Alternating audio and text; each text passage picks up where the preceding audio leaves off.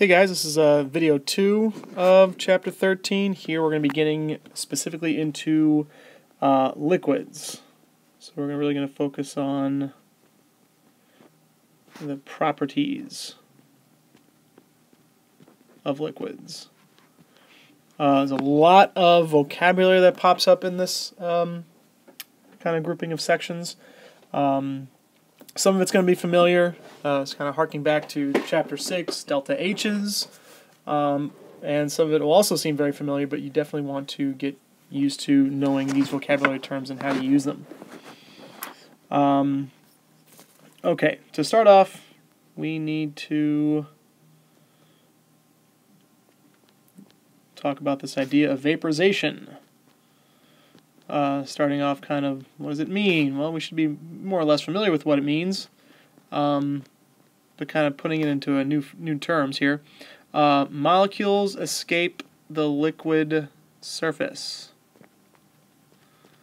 Okay, you guys all know vaporization, yes, is turning a liquid into a gas, but really try to imagine what's going on at the molecular level. Okay, liquid molecules are moving around so fast, they have such a huge kinetic energy, enough kinetic energy, that they overcome the intermolecular forces between them, and they escape and they leave. They, of course, leave the surface of the liquid and they turn into a gas. This is an endothermic process, vaporization. You have to add heat energy in to get this to occur. And when we start looking at this on a molecule-by-molecule basis, we kind of start to say that at least a few of those molecules have high energy, kind of restating the description I just said. At least a few molecules have high energy, and that leads to them having enough to overcome the intermolecular forces. I'm going to say IMF. It's a common abbreviation, intermolecular forces, holding the liquid together. Right? It's a balance. With the pressure in the room and the intermolecular forces, the intermolecular forces are great enough, the molecules then quote-unquote stick together, and you create your liquid, right? But when you overcome that intermolecular force by adding enough energy, the intermolecular forces break down, and you get a gas. If you guys recall, remember that sort of demonstration I did when I had the ice molecules and I would vibrate them and then tear them apart and start throwing them all over the place? Well, kind of think back to that, right? When you add enough kinetic energy to the molecules, or you'd say you add enough energy to increase the average kinetic energy of the molecules enough, intermolecular forces break down. Okay, we have our molar enthalpy of vaporization. This should be familiar from chapter 6. This was the delta H, VAP would be your abbreviation, and that typically has units of kilojoules per mole. So a quick definition here, in case we forgot. This is our heat energy needed to vaporize a sample. Just keep in mind units. It's kilojoules per mole. If you're given grams of a substance, convert those grams into moles, so on and so forth. Okay, let's move on. We also have our idea of condensation. Again, something we're familiar with, but putting it into a little bit of a different, different mindset. Gas re-enters the liquid phase. Liquid phase. So condensation, right, going from gas to liquid. So your gaseous molecules, their average kinetic energy starts to decrease. They start to slow down. And then the intermolecular forces kick in. Right, the molecules aren't moving fast enough to overcome those forces, and intermolecular forces take over, hold molecules together near one another, and then you have condensation. Right, they turn into a liquid. This is endothermic. No, sorry. Oh boy. Exothermic. Sorry. Exothermic process, right? Heat needs to be released. And I know it kind of goes without saying, but this is the opposite of vaporization. And what does that mean to our delta H of vaporization? Pause for verbal answer. And that just means you change the sign. You guys know that. Okay? So if you're given the delta H of vaporization, but your problem is talking about condensation, you want to make sure the sign gets changed. All right, quick example. We've seen problems like this before.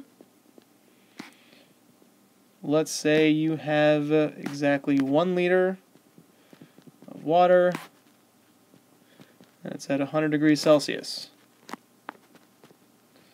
And you are asked how much heat must be used to vaporize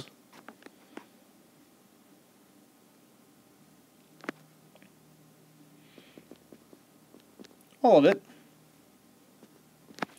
if we're told that the delta H of vaporization is 40.7 kilojoules per mole,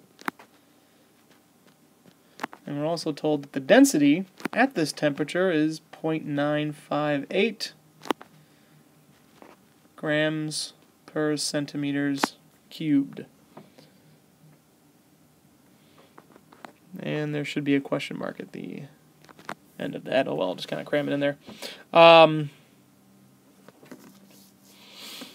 Okay, so we have to do basically a series of conversions. Our amount that we have is in liters, right? We're told that it takes 40.7 kilojoules per mole. So hey, if we knew the mole amount, this would be easy. All we have to do is take our moles, multiply it by the delta H, 40.7. But we don't know moles. We're told 1 liter. So a liter is a volume amount. Moles is related to mass. The only connection relating volume to mass is density. So that's what we can use density to convert from our volume unit into our mass unit. So let's go ahead and do that. So we have 1 liter of our water. We know that 1 liter, there is 1,000 milliliters. And we know that per 1 milliliter is 0.958 grams. Okay, that's our density. Remember, centimeters cubed is the same thing as a milliliter. Those two units are equivalent. So now we've converted our liters of H2O into grams of H2O. Great. We also know that it's about 18 grams per 1 mole of water. And we also know that per 1 mole of water, it takes 40.7 kilojoules. And bingo, I'm now in the unit of energy. And if we do this math, I got something 2.16 times 10 to the third kilojoules. So again, just a series of conversions. Okay, using units. You guys want to make sure you're very good with using your units. Okay, converting from one unit to another, knowing how to use these constants and knowing how to use these relationships. Okay, we've done problems like this before back in chapter 6. Okay, now on to vapor pressure. Okay, vapor pressure, kind of a major topic in chapter 13. I got 2 images right there. I'll get to those here in a few moments. So,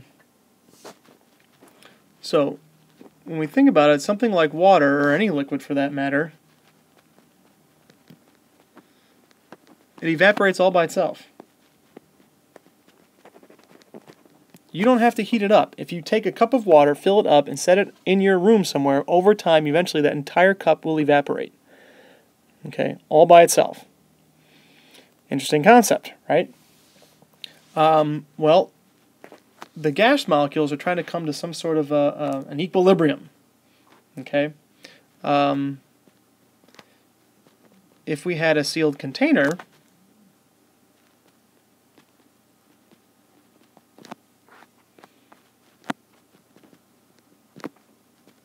rate of vaporization, I try to cram it in there, it says vaporization, the rate of vaporization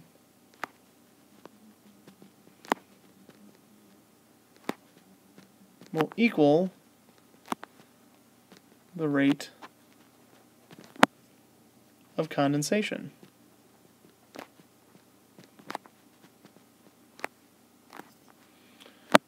This is what's known as a dynamic equilibrium.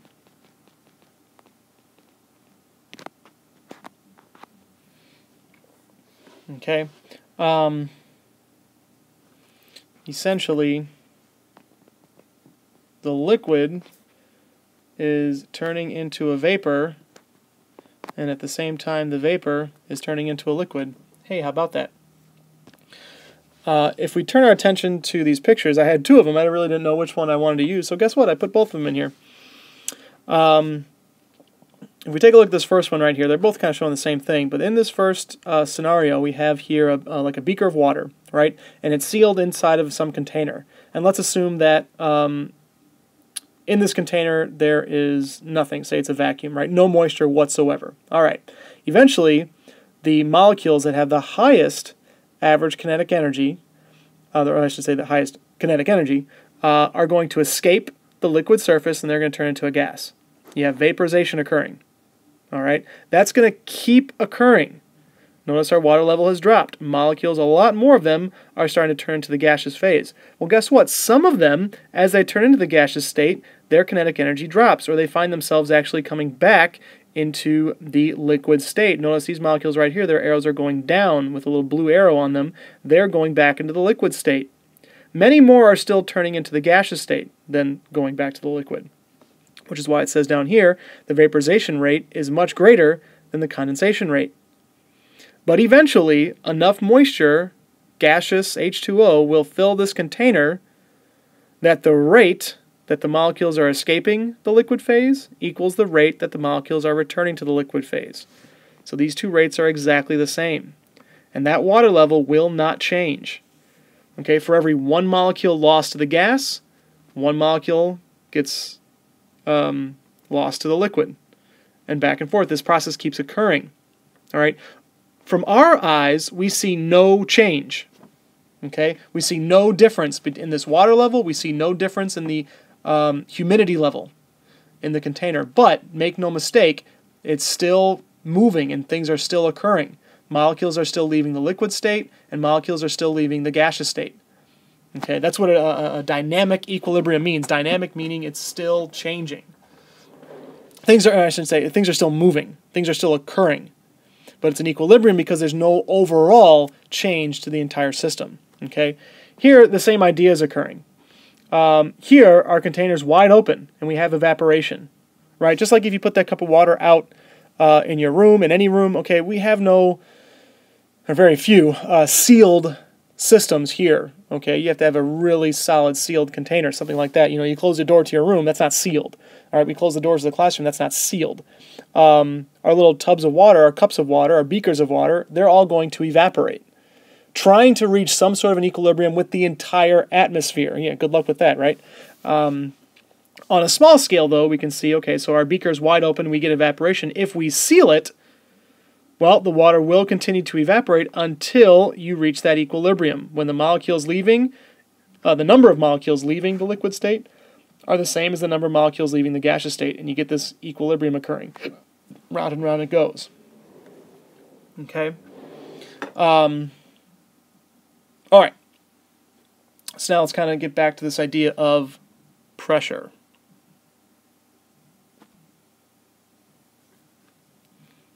Okay. When that occurs, I'm going to keep going with this idea. You reach what we call an equilibrium vapor pressure.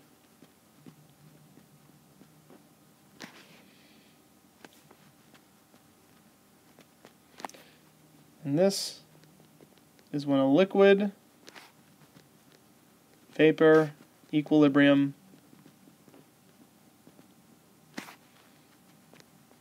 has been established.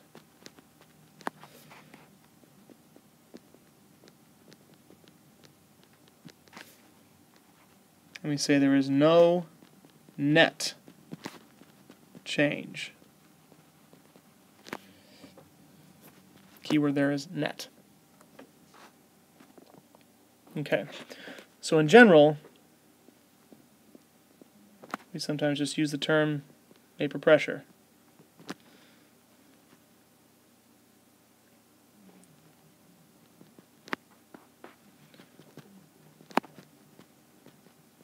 And the pressure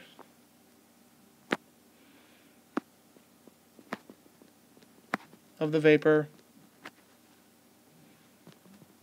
attains a constant value. So I like to think of vapor pressure as basically the vapor of the liquid applying and pushing down on the liquid phase. That's the vapor pressure, right? Vapor meaning a gas. Okay, so if you have H2O molecules in a sealed container, you put a beaker in that sealed container, H2O molecules are going to evaporate, right? Well, then those gaseous molecules are going to apply a pressure down on the liquid.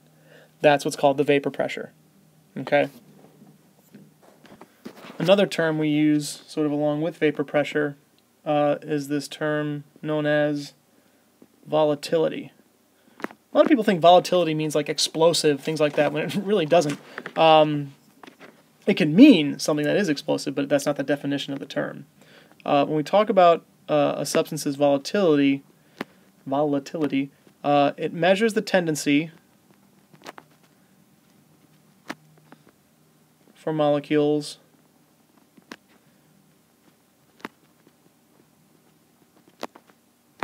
to escape to the vapor phase.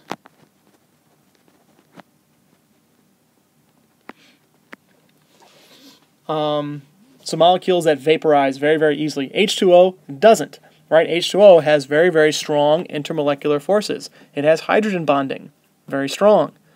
So something like H2O has a very, very low volatility, okay? It doesn't escape to the vapor phase as easily as other substances, okay? Look at like nonpolar liquids. Look at something like hexane. For example, hexane is 6 carbon atoms bonded together with a bunch of hydrogens. It's all nonpolar. It is a liquid, but that has a very, very high volatility because it has very, very weak intermolecular forces. All it has is dispersion forces. So weak intermolecular forces leads to things that are very, very volatile or high volatility. Okay? All right, new page. All right, so kind of building on that volatility idea, we'll get to some relationships here. The higher the vapor pressure, it's an odd-looking P. Oh well. The greater the vapor pressure at a given temperature,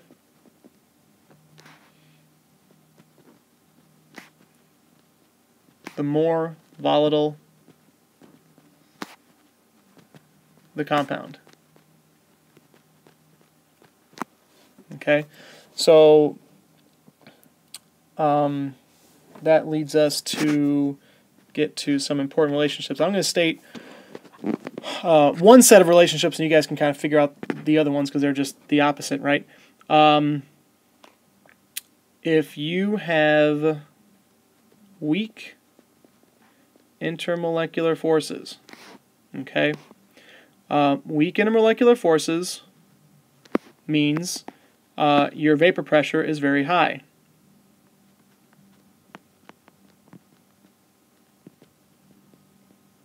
Because a lot of your molecules are escaping the liquid phase and going into the gas phase. So you have lots of vapor. That means more vapor pressure. And having a high vapor pressure means you have a greater volatility.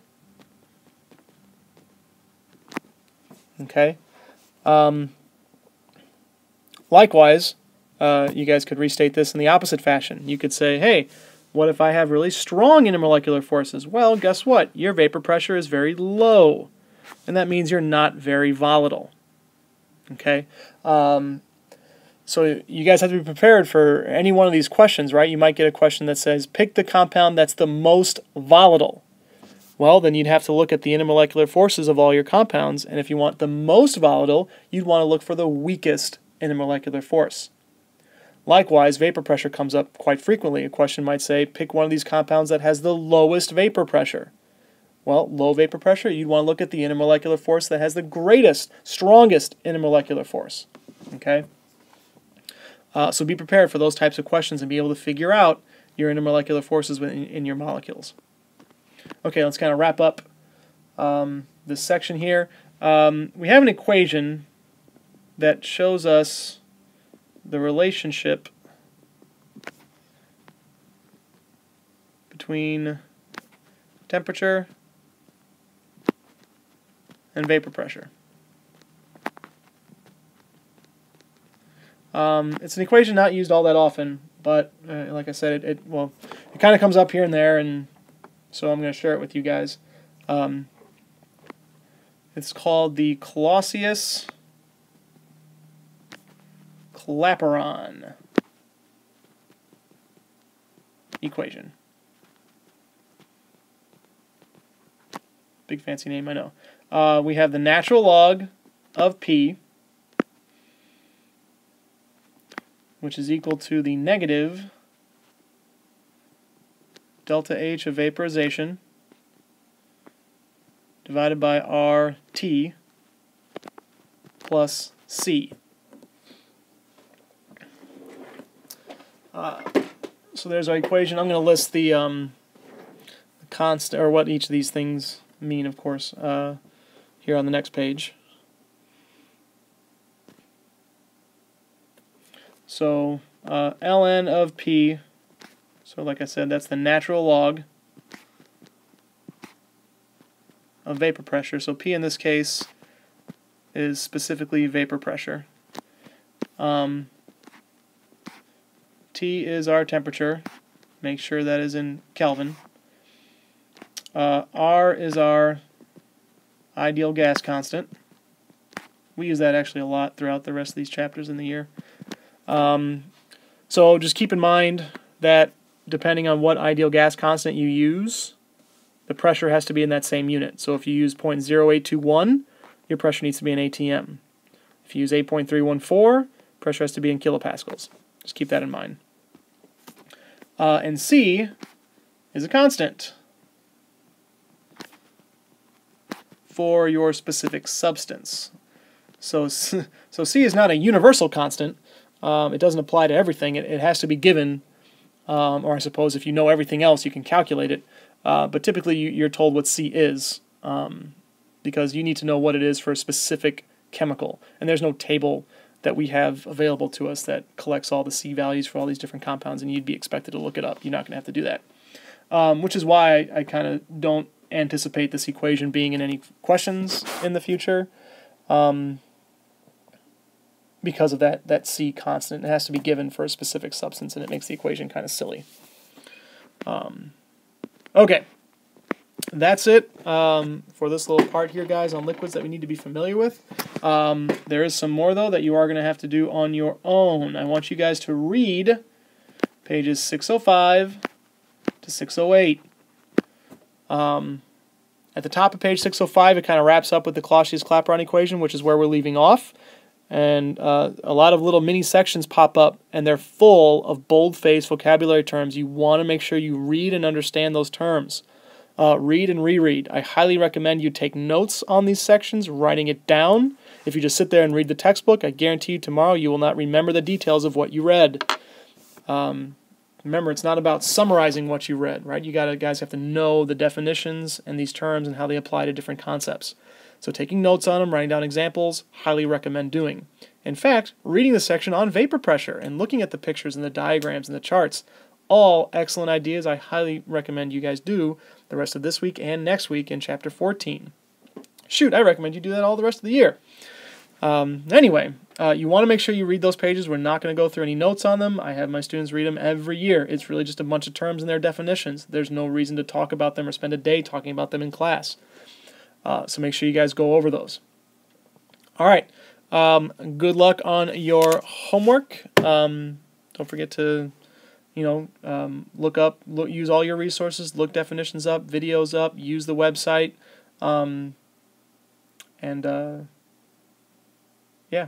be prepared for a quiz coming up end of this week. All right. I'll see you guys later. That was a terrible ending. I need to. Where's the stop button? There it is. Made with Doodlecast Pro.